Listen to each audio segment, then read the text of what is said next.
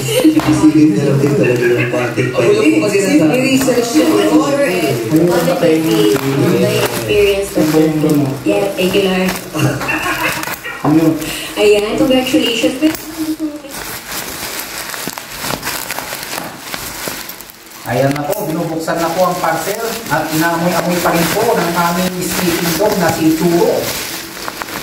Ano kaya ang nilalaman ng aming parcel at bakit ayaw pinilang amuyin ng aming sleeping dog na si Churo?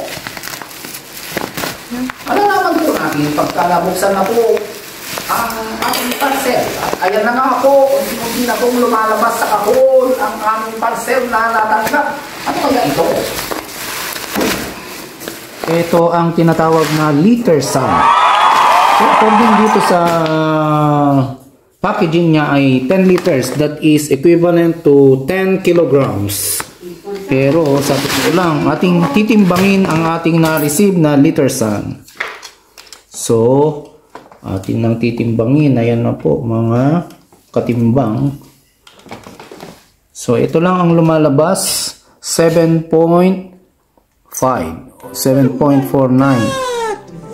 kilograms. So 7.5 kilograms mga katimbang. So kulang po. Hindi po naayon ang kanyang timbang na kanilang nilagay dito sa kanyang packaging. So ito ay liter sum para po sa mga pupo ng ating mga alagang hayop tulad ng pusa. So 7.5 kilograms. Kulang po ng 2.5 kilograms. Hindi po kaya tayo nadaya mga katimbang. So ayan na po. At wala na po tayong magagawa at na-receive na po namin. Ilalagay na lang po namin sa aming review na kulang po ang kanilang paninda. So ating ulit gagamitan ng ibang panimbang naman, ibang uri ng ating panimbang para po malaman natin kung totoo, nagsasabi po ng totoo ang ating unang panimbang na ginamit. So ito po ay titimbangin ulit natin. Ito po ay silyado. Makikita nyo po, silyado pa siya, wala pa siyang bukas. So ating titimbangin ulit. So ayan po mga kapatid, mga katimbang. 7 3/4 lang po siya.